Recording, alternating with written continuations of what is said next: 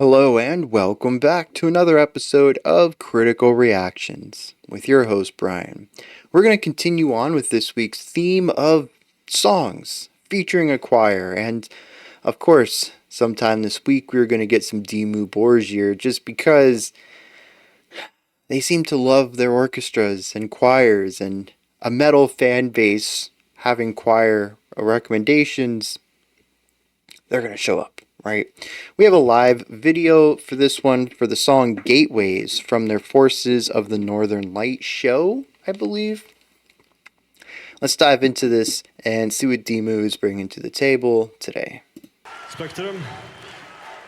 Klare for en symfonisk metal-aften med DIMMU BORGIR I kveld? Klare? Neste låt ut, Gateways. Da kan dere kanskje gjette hvem vi har med oss I kveld. Ingen andre enn Agnete Fjadjerv.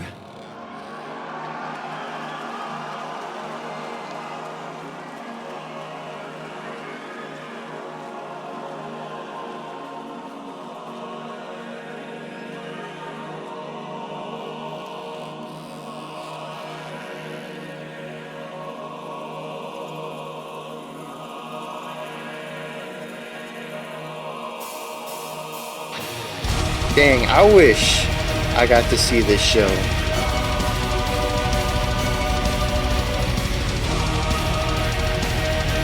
So epic.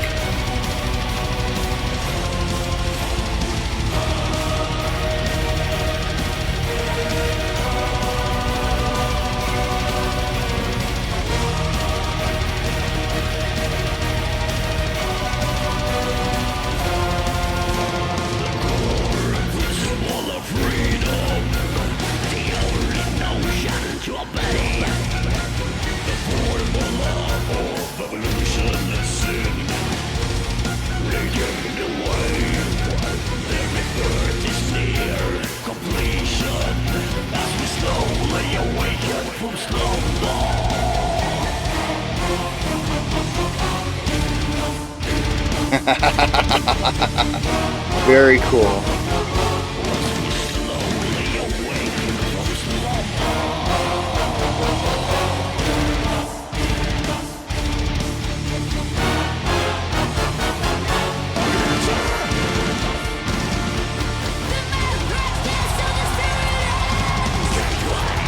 Oh, okay, where'd that tempo shift come from?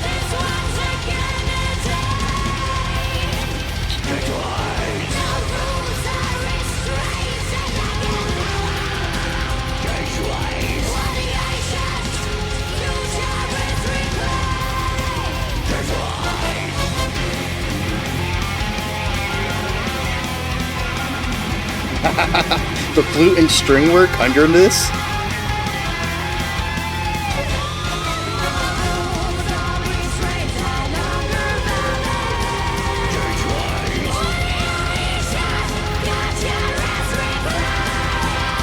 Dude.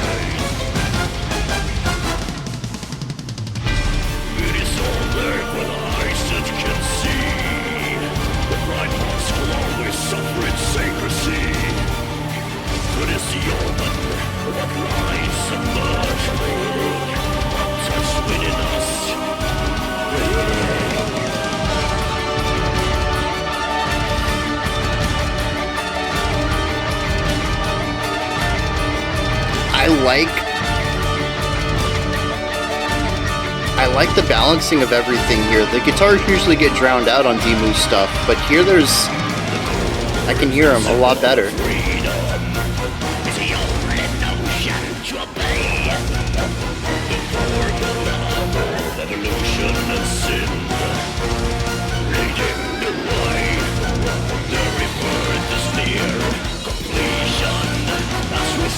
I mentioned flutes earlier, but I don't see any, so I wonder what I heard.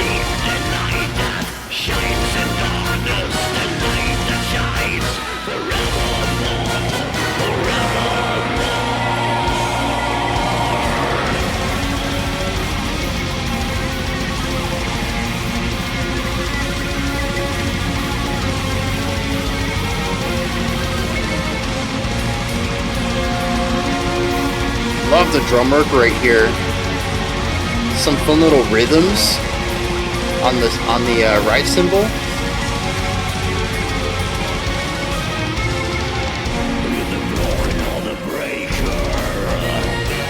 And the halftime coming off of the 16th bass kicks. Yeah.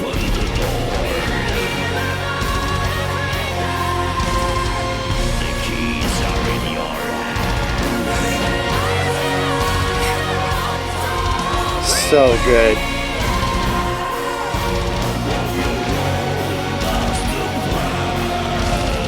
Tearing up a little bit. Oh, that note she hit.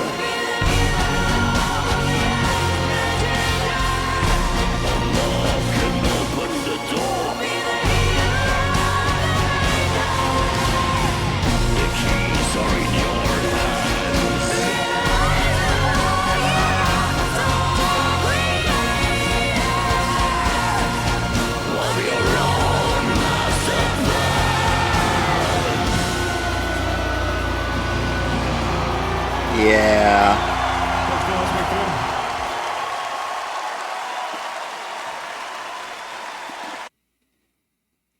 That song could have gone on for another 30 minutes and I would not be complaining. I just, DIMMU is so good at what they do. And the thing is, too, is like, I feel kind of bad because I don't have anything I think that I'm going to say distinctly about this performance that I haven't said about them in the past.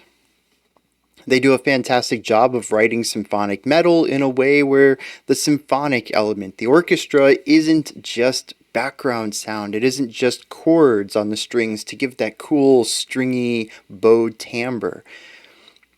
It's legit usage of these instruments. We have counterpoint, we have passing of the baton, we have blasting on the brass. We have cool little runs and trills on the strings. It's everything that you would expect to hear in classical music being represented here in a metal song.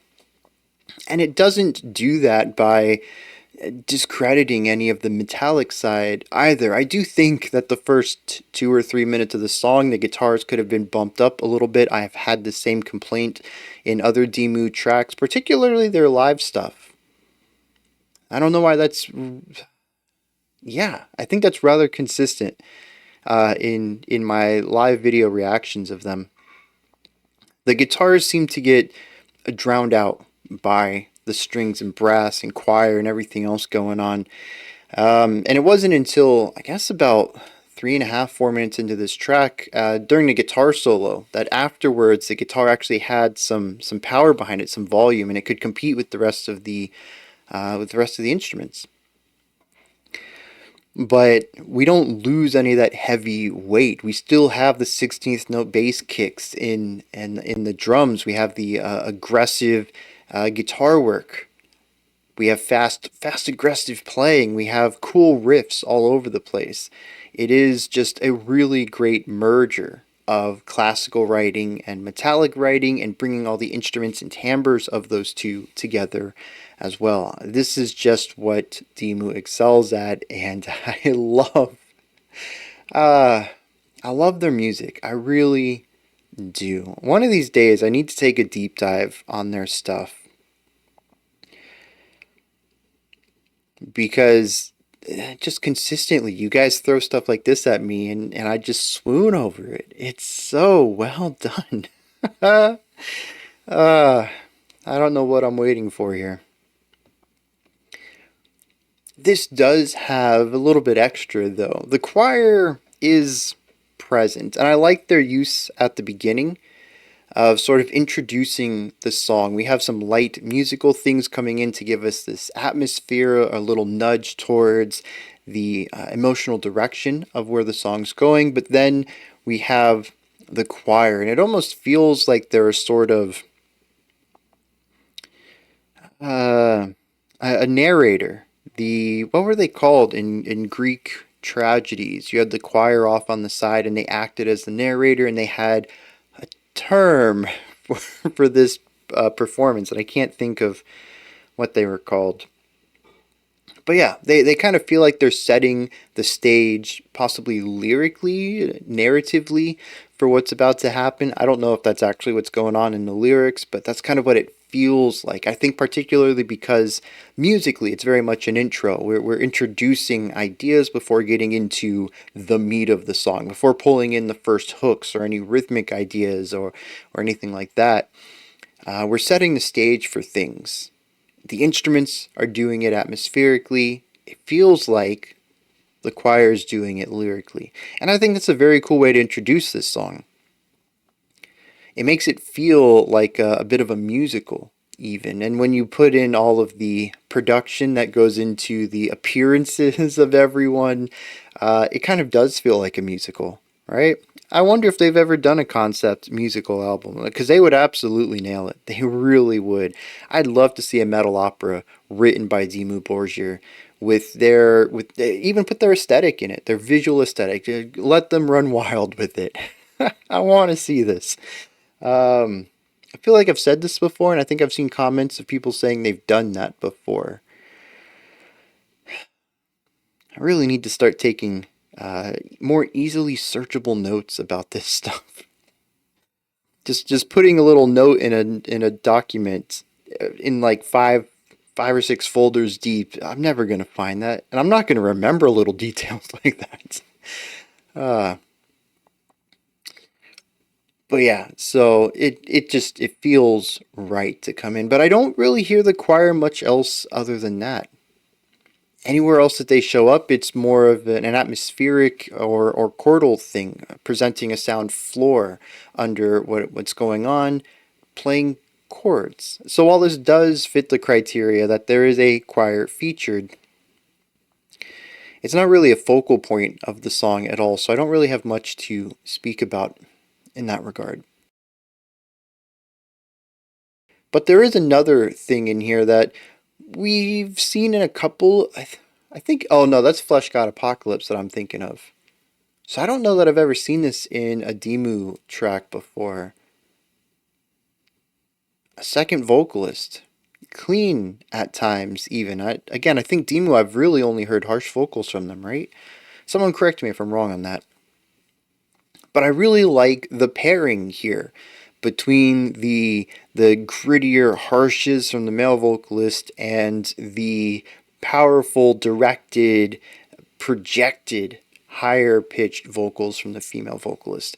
And I think having those massive extremes works really well. But what's even cooler is that she brings out a little bit of grit and stuff herself, getting these really high pitched, compressed belts at times.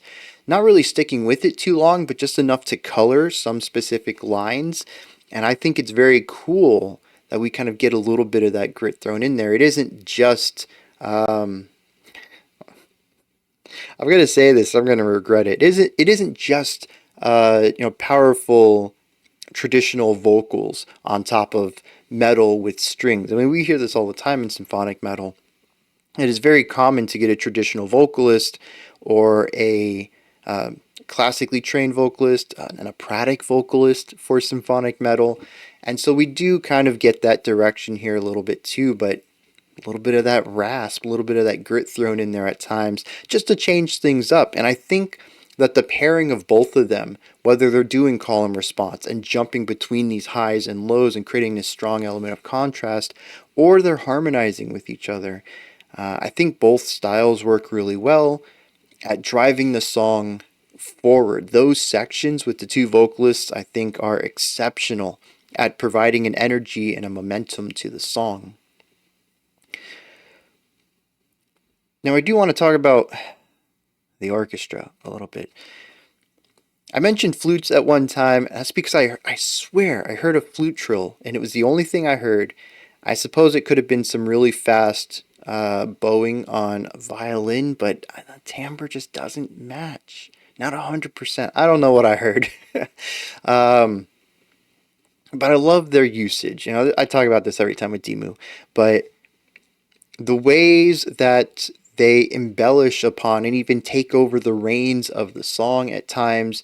It works so good for me. Again, they're taking these classical ideas of how you would expect these instruments to play or what you would expect them to play in a classical setting and putting them with the grit of the guitars. But I think what's even cooler is that it influences the composition of the song even beyond what they're doing. In a lot of metal, when we get to a guitar solo, what happens underneath is usually a very simple idea, chords possibly, or it's a riff that we've already heard. A lot of 90s metal brings the verse riff back to put underneath it, and then you solo on top of that. This went in a different direction entirely. They made a brand new floor for the solo section, except it kind of also competed with the solo. Not in a way that I think drew attention away from the solo entirely, but it was something I noticed and even pointed out that there's some really cool ideas going on underneath what the guitarist is doing.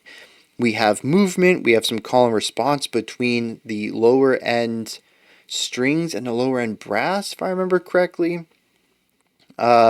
We had some quick trills. This is the section where I thought I heard a flute. I think it's mostly linear too, a full linear 8 bars that sits underneath what the guitar is doing. And in a sense, there's almost an element of counterpoint if you take the entire orchestral element together as a singular idea. Because I think when you listen to individual ideas, they're not strong enough for me to say that they're counterpoint against the solo. But as a cohesive whole, I would say that it runs parallel to what the guitar solo is doing and has equal amount of interesting things going on in it. And so it's very cool that in this moment they decided to run this counterpoint during a guitar solo, just something you would never see in metal. When it's guitar solo time, it's guitar solo time. The guitarist is showing off. Give all your attention to them. And here it's like, no, we're going to run 2 things at once. And I just think that's wonderful. I also love how the brass is used here. The strings give everything, I think, a powerful feeling. There's a regalness to the string timbres used here. And I think it's balanced out by the raw largeness of the brass. There are so many places in here where the brass is blasting, which is a specific type of compression you get when you put a lot of airflow through a brass instrument. When I talk about blasting, I specifically think about brass. But I suppose if you put a lot of airflow through any instrument, it's going to compress the sound too. Okay, I was going to say you can blast on a sax, but that's also a brass instrument. But it's a woodwind because it uses a vibrating reed. And if that can blast, then a clarinet could theoretically too. Okay, I don't know the specifics on that, but when I think about blasting, I typically think about brass instruments. And it's those really big, meaty sounds that you get out of all of it. You know, the really low end stuff with the tuba, but the really brighter, high end stuff from your French horns and your trumpets. And these moments are just this raw energy coming through everything else and shining against the entirety of the song. It brings some of the power from the strings and mixes it with the raw energy and compression of the guitars and sort of matches both of their energies and brings it together into a single group of instruments. And I think it's these instruments that I think really elevate some of the sections in here that brings it beyond just solid writing into evocative writing. Speaking of evocative writing, I did get a bit emotional there at the end. Something about the chord progression and the melody on top of it and the specific note that the vocalist hits in that third chord and the grit she puts on it, and the whole section is just absolutely perfect. My eyes just started welling up. Even now, thinking about it, I'm like, oh, geez, I'm going to start tearing up again. It is just, it is a gorgeous, gorgeous moment. And I love that it's the height of the song, too. You can really feel how everything's built up into this final moment of the track. I mean, and as usual, man, DIMMU just, they nail it. They put their mind to it, and they just create something that is epic and powerful and big. And I think epic's even the wrong word. It's a bit larger than life, which I guess is also kind of the definition of epic. I don't know. Again, I feel like I just need to check this band out eventually, and I don't know why I haven't yet. Where should I start with them? Are the orchestras only used for the live shows? If I listen to a studio version, is it going to be missing those? Is it like a Symphony Metallica thing? Because I don't think we've seen an orchestra in every DIMMU Borgir song, have we? Because I got them confused with Flesh God Apocalypse a little bit ago, and that is a group that I think consistently uses orchestral elements, right? I don't know. I think I'm really getting confused between the two of them now. Let me check out some lyrics for this, and I can't wait to see the comments later. You guys tell me where I need to start with this and give me a little bit more information about this group.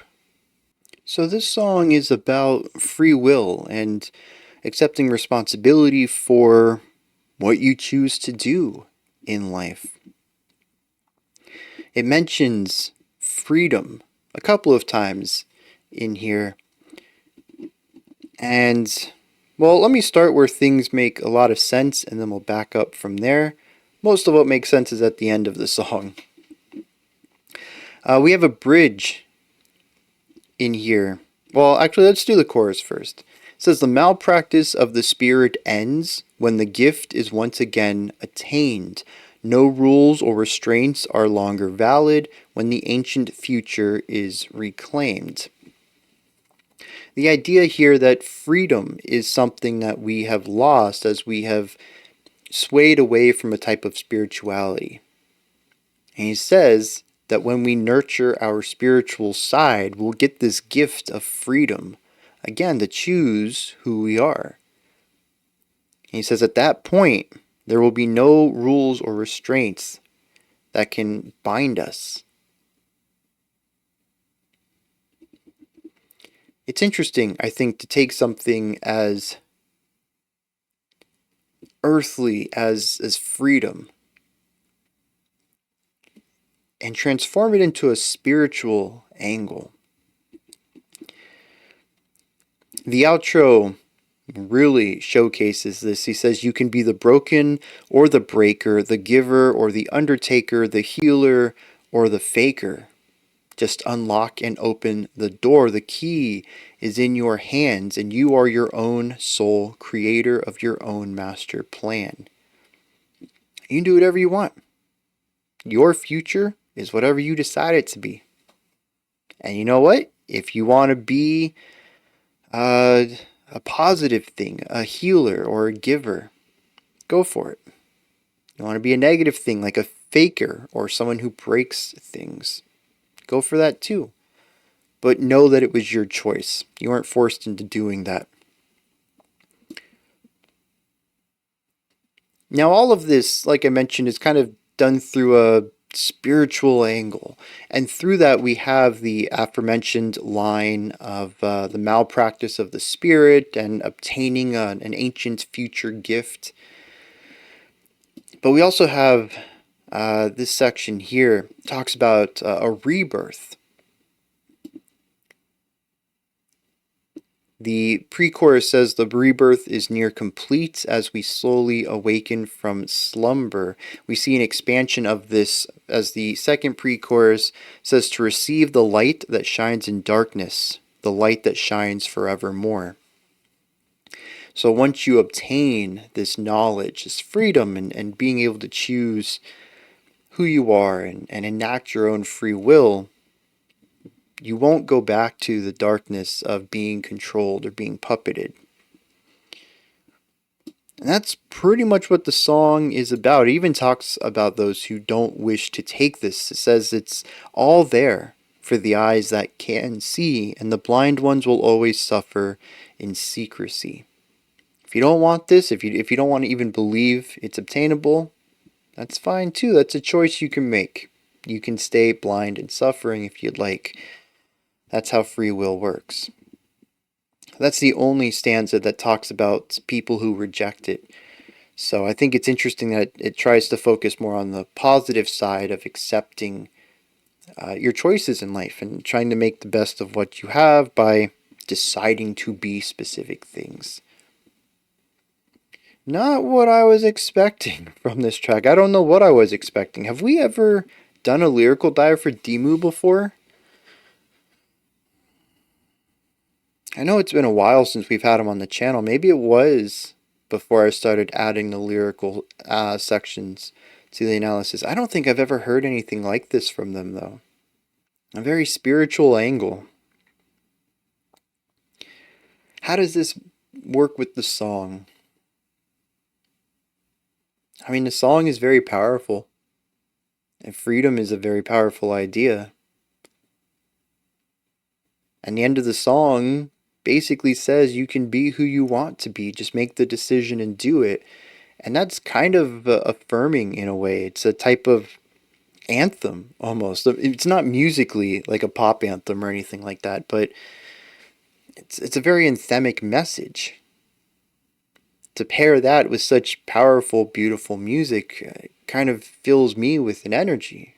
Makes me think, hey, maybe I should also choose my... I mean, I'm already choosing my path, but I don't know. Like if I was somebody who kind of walked through life on autopilot, this could probably be a song that just connects with me.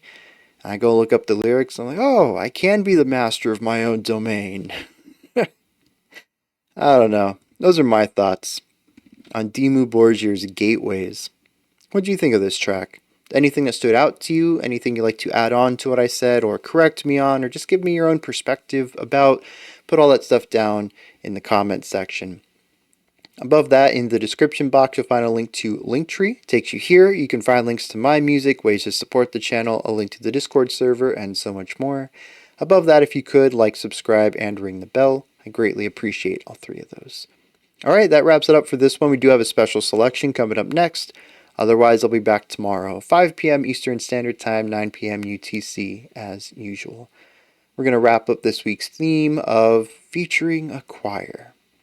Until next time, remember to be critical and not cynical of the music you listen to, and have a fantastic morning, afternoon, or evening, whenever you choose to watch my videos.